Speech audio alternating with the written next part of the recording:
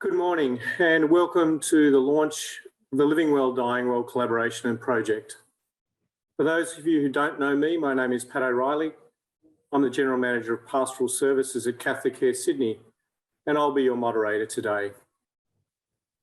I'd like to begin by acknowledging the Aboriginal peoples of the nations on the lands that we, panellists and I, are coming to you from, and the lands where you find yourself this morning. We'd like to recognise the traditional custodians of these lands, the Gadigal and Wallumedegal peoples. We acknowledge all elders, past, present and emerging, and thank them for their stewardship. I'm really pleased to see so many people joining the webinar this morning. Thank you for taking time out of your busy day and joining us as we launch the Living Well, Dying Well project and collaboration. Living Well, Dying Well has been formed and developed at the instigation of Archbishop Fisher as a collaborative initiative amongst organisations all guided by Catholic social teaching and was initiated in 2019. Unable to join us today, we are delighted to have the Archbishop launch Living Well, Dying Well via the following video introduction.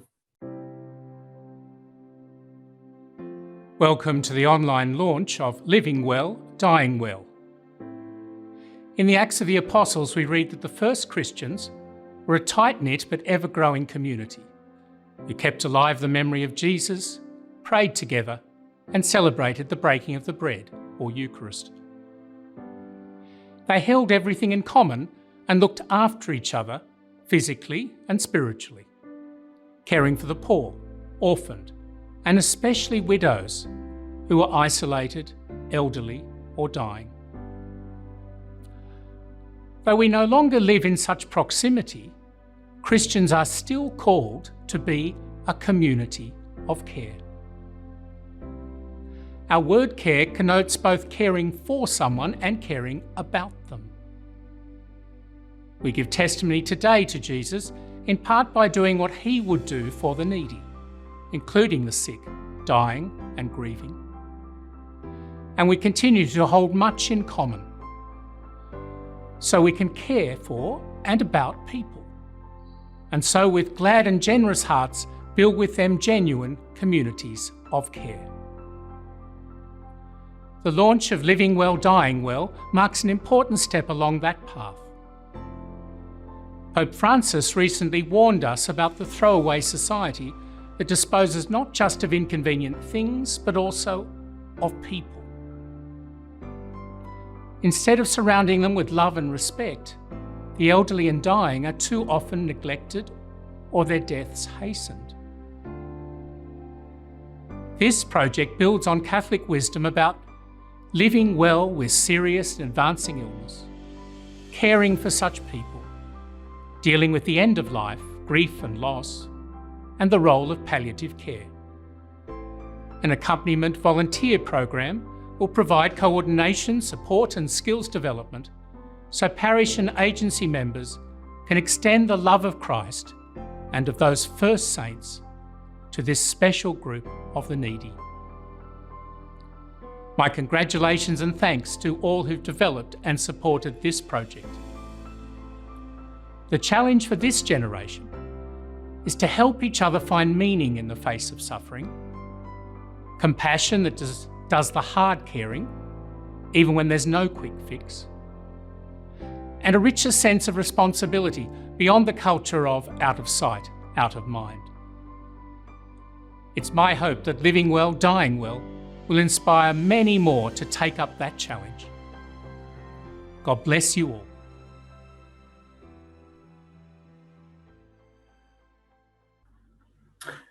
Thank you, Archbishop, in your absence. Now it's my pleasure to introduce you to our panel of speakers today. Professor David Kissane is the Chair of Palliative Medicine Research at the University of Notre Dame and the Cunningham Centre for Palliative Care Research at St Vincent's Hospital, Sydney. Paige Bullen is the Program Manager of Chaplaincy in the Community at Catholic Care Sydney. Paige is also a qualified educator, pastoral carer with experience in accompanying those in grief. and Nishi Rana. Nishi is the Regional Manager of Residential Care at Catholic Healthcare with a nursing background in palliative care. Before we hear from our impressive panel, I have some housekeeping to address with you. We welcome your questions, and as this is a webinar and everyone's microphones are automatically turned off, please write your questions in the question tab found at the bottom of your screens, and we'll pose as many of these questions as we can in the latter part of this morning's webinar. There's also a chat function which you can use if you would like to make a comment throughout the webinar. This webinar is being recorded, and we'll share the link to the recording with you following this morning's session. So without further ado, let's hear from our panellists. And again, please post your questions via the question tab. Let's commence then with Professor Kissane. David, in 2019, Archbishop Anthony identified a challenge, a gap in the care and support offered to those with serious and life-limiting illness. In your experience, Professor Kissane, what do you think these gaps are, and how does the Living Well, Dying Well project begin to address them?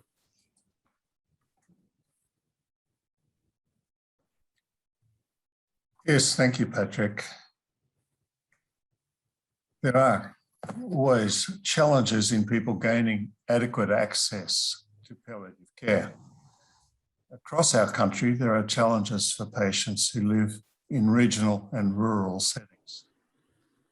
In Sydney, there are particular challenges in accessing community care, where doctors and nurses come into the home to empower the ill person remaining in the community. This is partly a funding challenge as dollars are provided to health districts, risking the money being spent on the big institutions and not being protected for use by palliative care. A parallel development is the goal of care improving symptom management and quality of life by early referral to palliative care services to empower a focus on whole person and family-centred care. So a clear goal is to improve palliative care in local communities. And there are two important pathways here. One is to grow the number of volunteers working through our parishes with local palliative care services. And the second is to ensure that there's comprehensive multidisciplinary care, which means access to a variety of clinicians, psychology, pastoral care, social work, music therapy, child and adolescent services, carer training, grief and bereavement services, to name a few. Thanks, David. This Living Well, Dying Well program, which is being launched by Catholic Care, is about educating and promoting the development of volunteers in our community palliative care services. There are many ways that volunteers can contribute with hands-on work. People are trained to deliver these roles safely, to visit the sick and provide respite, to help with transport, to be a biographer, where you listen to the story of a person's life and you write this up for them as a biography that celebrates their life, to be a photographer, to create further memories, to take communion to the sick, to help with bereavement support, to help with administrative support, and so on. The vision being described here is the creation of compassionate communities.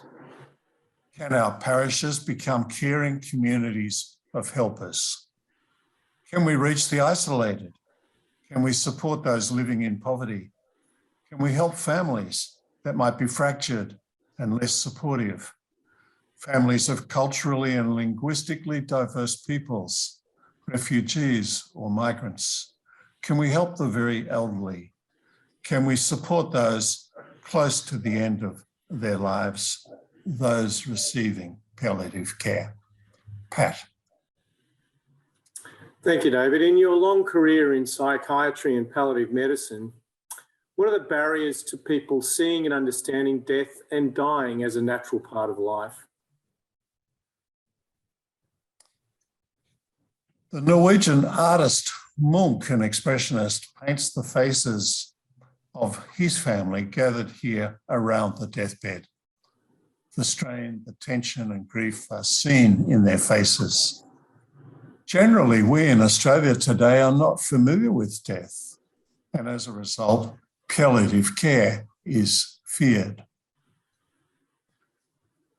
Death is both unwelcome and the word is taboo.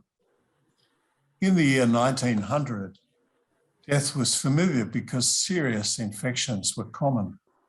33% died of infections like TB. Death could be acute, but the trajectory was quite short. With shorter lifespans, a higher mortality rate, death was familiar in the year 1900. But a century later, by the year 2000, medicine has made much progress. Cancer and heart disease become the leading causes of death. But with longer lives, smaller families, and a much reduced mortality rate,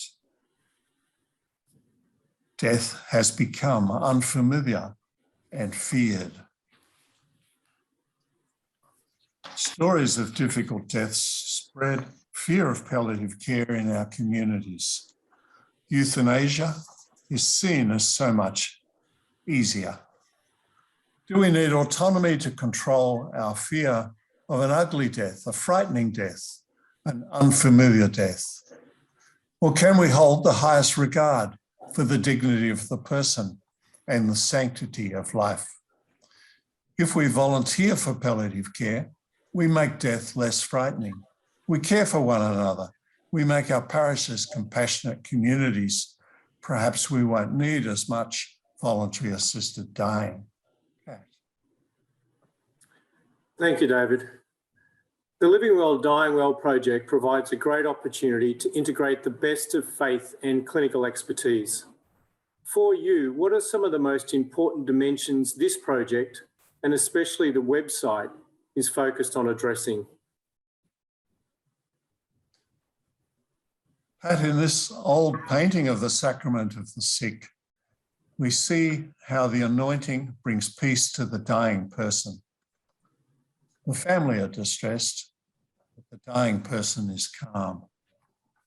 Faith can be a huge help for the dying. We need to help people welcome the sacraments. They are very worthwhile rites of passage. Ritual of this sort has always helped. Can we bring faith in the resurrection of Christ back into our care of the sick? Can we be unashamedly Catholic? The Hill of Crosses is a wonderful place to visit in Lithuania. The Russians took the crosses down.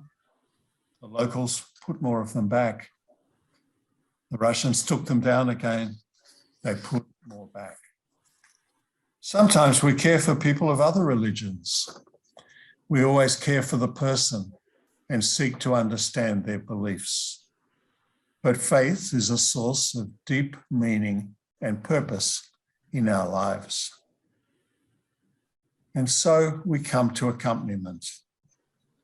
This Living Well, Dying Well program is about increasing the spiritual, physical, and emotional care of the frail, sick, and dying in our parishes. We volunteer and we accompany the sick on this most precious of journeys. Jesus was there on the road to Emmaus. We need to be like him and accompany one another. It's hands-on work. Get trained and become a volunteer. Thanks, Pat. Thank you, David. Let's now move to hear from Paige. Paige, what role can Living Well, Dying Well play in helping individuals and those close to them to start an important conversation about the end of life? Thanks, Pat. So as Professor Kusain has already highlighted, we live in a death avoidant culture. that discourages talking about the end of life until we or someone close is facing it. So we miss the opportunity often throughout our lives to dig deeply into these kinds of conversations. There's socialised silence. So when we or someone close are actually faced with the imminent reality of dying, we don't necessarily know how to talk about it. But these experiences were meant to be shared and carried with one another and in community. And so the conversation is absolutely vital. We're not meant to do this alone. The Living Well, Dying Well program naturalises, acknowledges and gives a language and opportunity for people to describe their reality and to have this heard, validated, held and respected. The Living Well, Dying Well program gives people clear information, definitions and language that can broaden our understanding and to help us make informed choices and have informed conversations. Tools and opportunities that may be helpful to name and navigate our feelings and experiences with one another. Current evidence-based and observed understandings of loss, grief, trauma and bereavement from listening to the experts, that is, the people who grieve. A deeper awareness of the riches of our Catholic tradition and rituals around suffering, dying, death and the afterlife are really consoling and invite us to make and find meaning in our experiences. An opportunity to ask the many questions that are important at this time. A community context which helps me not to feel so alone in this. All this gives people the encouragement, the confidence, and the capacity to start their own unique conversations. And sometimes we find it difficult to express how we are feeling with those closest to us. We worry how discussing our fears and concerns will impact on other people with their own fears and concerns.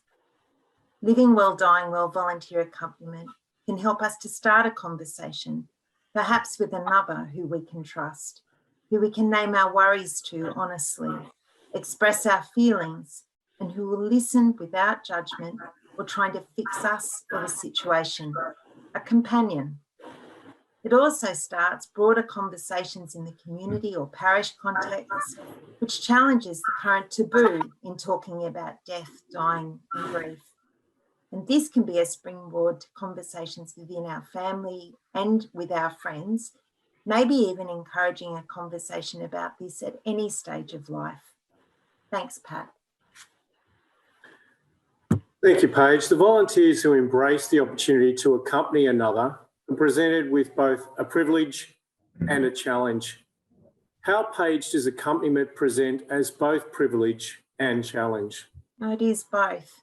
So Pope Francis, in that beautiful quote there, makes reference to removing our sandals before the sacred ground of the other in the art of accompaniment. It's a privileged place to be, which, as we know, is not the same as an easy or a comfortable place. Accompanying someone in this or those close to them is where we meet people at their most vulnerable.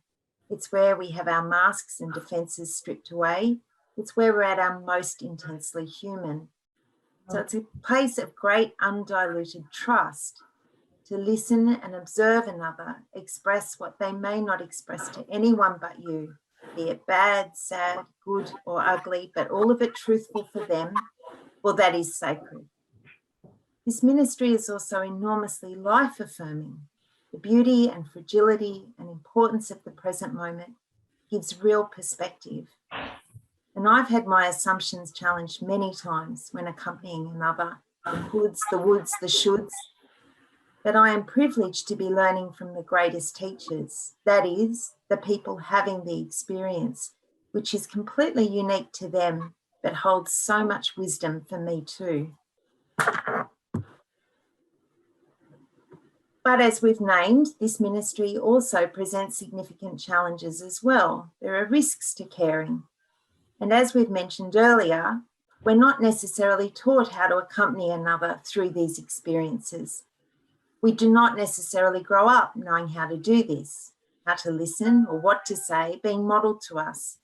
I can't rely, say, on how my family responded under similar circumstances, or my community, or my friendship circle. We're not born knowing how. So we need to be formed in this and to learn new skills, learn to care for ourselves in this ministry, and learn to really listen.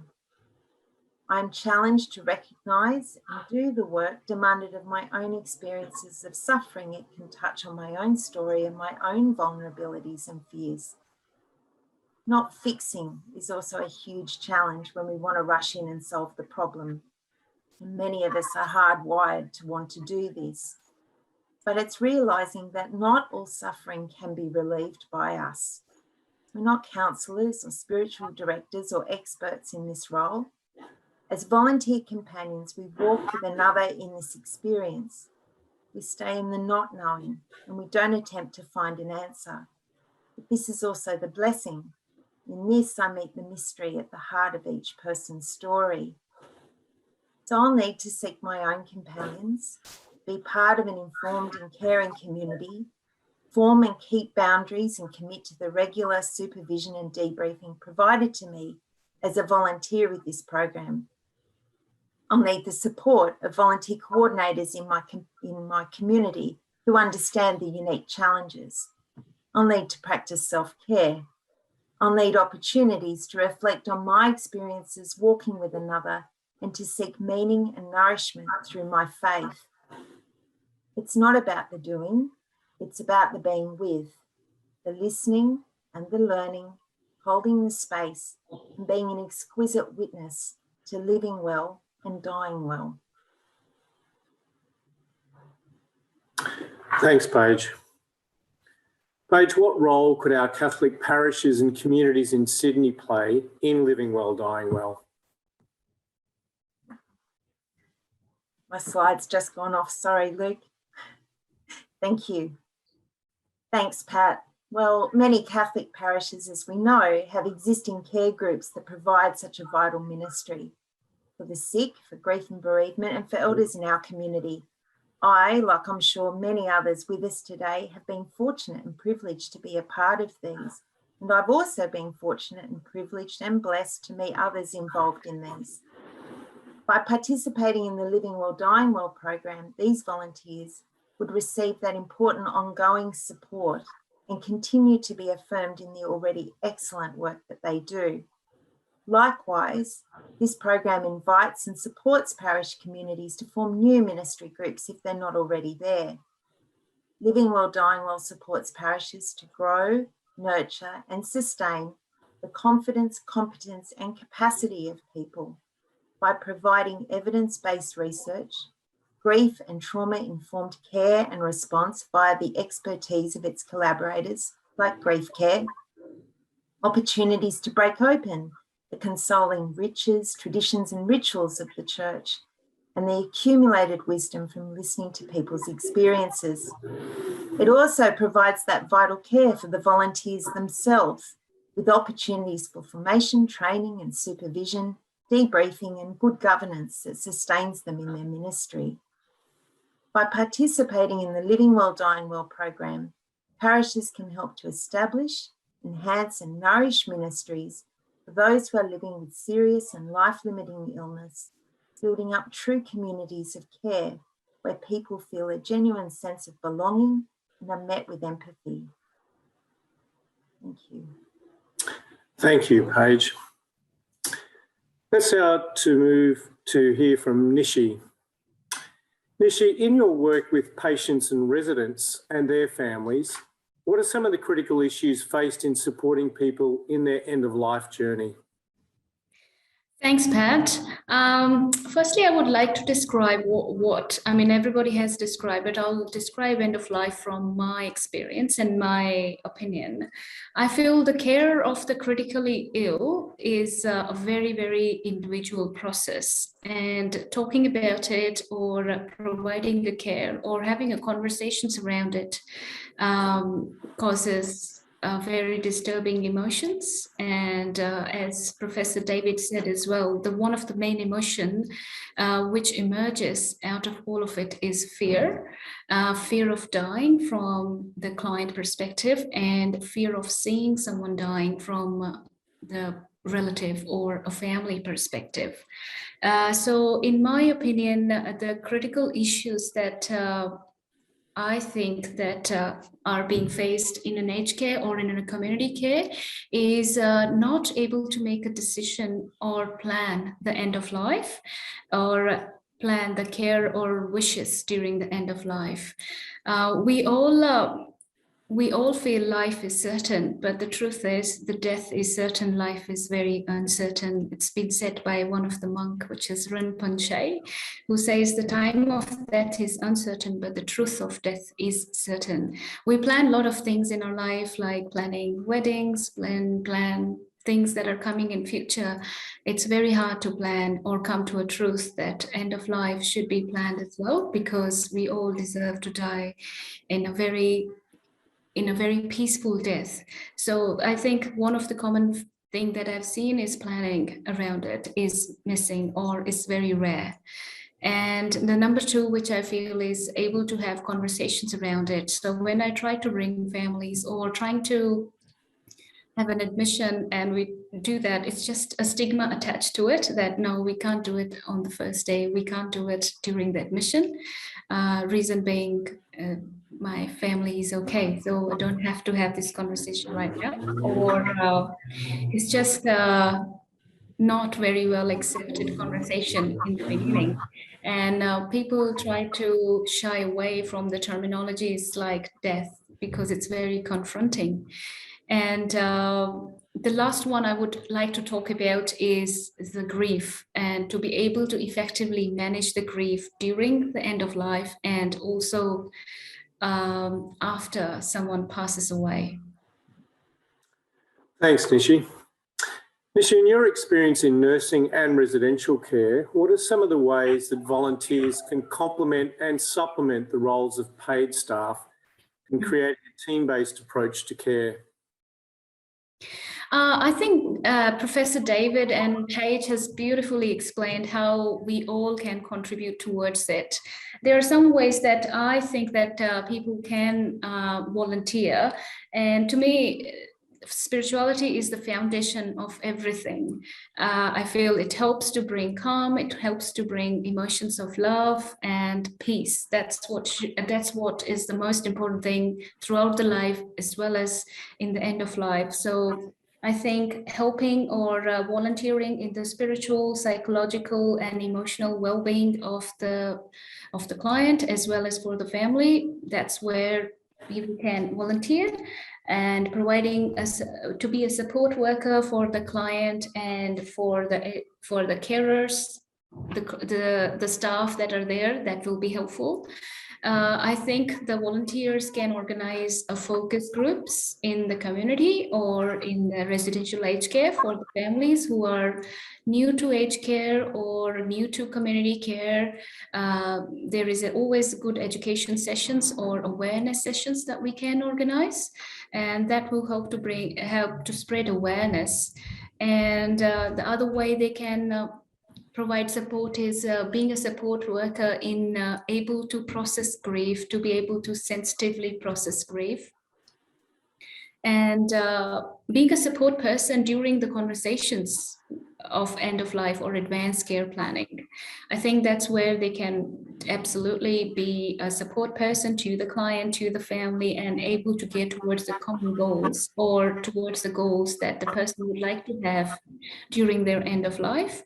And they can also help as recreational officers or recreational workers, where they're helping with bringing supplies when needed, medical supplies, they can do that. And photography, as Professor David said, just be a companion. I think that's all it is required. And there are so many ways. And as I said, it is all individual.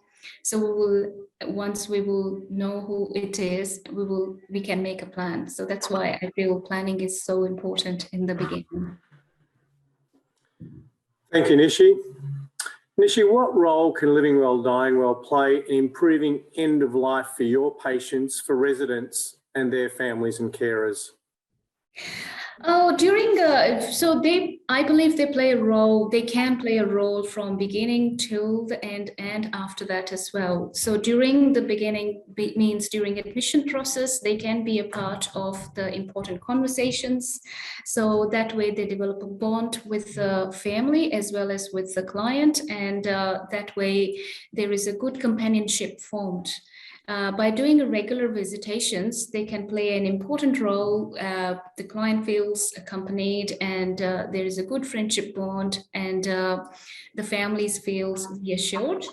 And by having a regular conversations with the families, with their loved ones to provide emotional and psychological support, and by being a part of the client's important days, such as birthdays or whatever things which are important to that client, that's where they can provide a support. And by being available, by being there during the end of life, such as providing spiritual care, by being there during the end of life in the room where the client is very, very important. And these are the areas. There are a number of other ways where they can support, but these are some of the things which I think will be very, very helpful. And by having volunteers, by having a good team and a multidisciplinary approach, and I think end of life experience can be so much better. Thank you, Nishi. And thank you to all three of David, Paige and Nishi for their great insights and responses. There's now an opportunity, as I mentioned earlier on, to raise some of the questions that you might have that you would like put to our panellists. If you'd like to contribute further questions in the Q&A box at the bottom of your screens or contribute via chat, we'll go to those questions in a moment.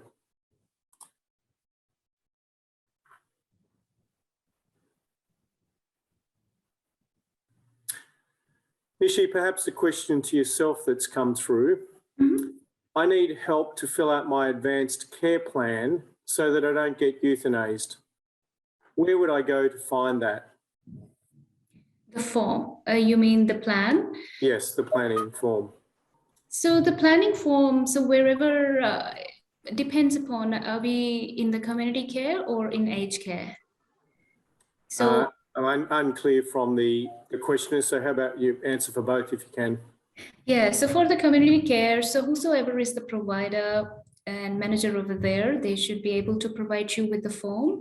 And I think the best way to go about it is having a conversation, having a set meeting where there is a doctor, if available, if not doctor, a senior clinician from the home, and a family member and a client, and having a conversation, going through the plan together. And if you have someone who is spiritual leader in your room or your home that you want to accompany yourself with, having it together and meeting about it and hashing out a proper plan for end of life, because the form itself has all the questions that that will help you to plan. And that applies the same in aged care as well. So if you go to aged care, I recommend, and I think it should be done during the admission or in the first few weeks of admission, so that everything is planned well. So everything is planned as per the needs of the resident and their individual wishes. Thank you, Nishi, and thank you to Stephanie, one of our participants today, who has posted a link in the chat box to some of the documentation that Nishi has just referred to. David, perhaps a question to yourself.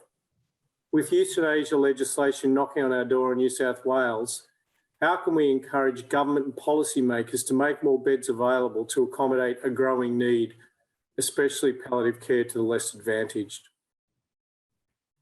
There's always great benefit in talking to local members and advocating about the importance of palliative care, educating our parliamentarians and letting them know how keen people are to see palliative care services being well funded, well supported. I think this program is also about trying to help our broad community understand palliative care better. If you volunteer in a palliative care service, support palliative care work, then you'll grow in your understanding of the contribution that palliative care can make. And that can create a momentum within the community that favours palliative care and helps us to stay away from voluntary assisted dying. Thank you, Pat. Thanks, David. Paige, a question to yourself. It's a fairly practical one in nature. When will the volunteer program commence? Well, that's a good question. Our phone lines are open. All our links and our ways in are open. We're ready to go. So if at the conclusion of this, if you want to access the website, all the information's there about jumping on. The training program is ready to go. We're ready when people are. And as soon as we can, early next year, we'll be out in parishes. But certainly, yeah, absolutely. We're ready to go when people are, and we can take those next steps once you get in contact with us. Thanks, Pat. Thank you, Paige. And there was another question there, which I think you've just answered, Paige. Is Living Well, Dying Well a training program we can access or an awareness raising platform? And clearly, on the basis, Paige, of what you've just told us, it's both of those things. It's absolutely both. Yeah, thank you. All right, conscious of time, and there are some more questions coming through.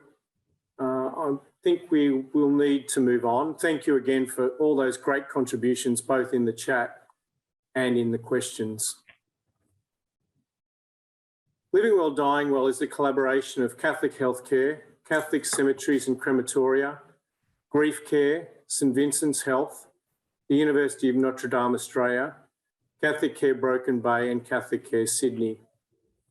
Without the contributions of these organisations and agencies and the time and talents of specific members of their teams, this project would not have reached this point. Their current and ongoing support and commitment is foundational to the sustainability of Living Well, Dying Well. We wish to thank each of our collaborators, the members of the steering group, and the two working parties that have willingly and skillfully contributed to Living Well, Dying Well.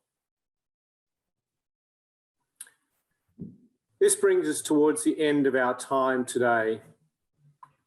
Our Living Well, Dying Well website is now live and will provide you with further excellent content and information following today's webinar, including an opportunity, as Paige has said, for expressions of interest to receive accompaniment or to volunteer to provide this important service and ministry.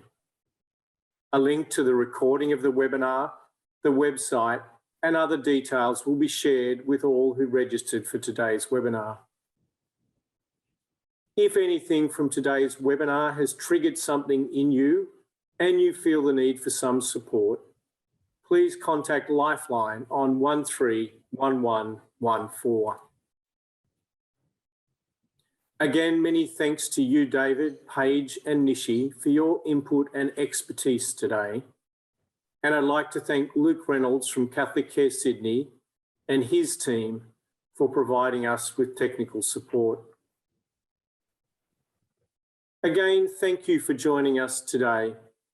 We hope you've gained some valuable insights from our presentation. In John's Gospel, chapter 10, verse 10, Jesus offers each of us life to the full. We hope the Living Well, Dying Well project will assist many to taste, to experience this fullness in their living and their dying. To close, a reflection on reclaiming the wisdom that dying is not as bad as you think. Thank you, everyone. Goodbye. My name's Catherine Mannix, and in my humble opinion, dying's probably not as bad as you're expecting.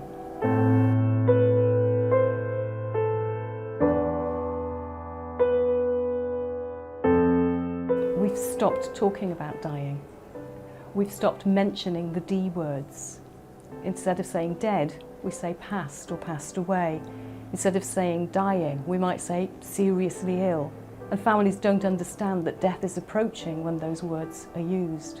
And that is in fact a bit of a problem for us. And so now a family will sit around the bed of somebody so sick that they will be dying and not know what to say.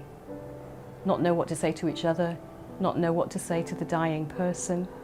And the dying person doesn't know what to say either and doesn't know what to expect, wondering whether each breath might be their last breath. A scene of sadness and anxiety and despair. And in my humble opinion, it doesn't need to be like that at all.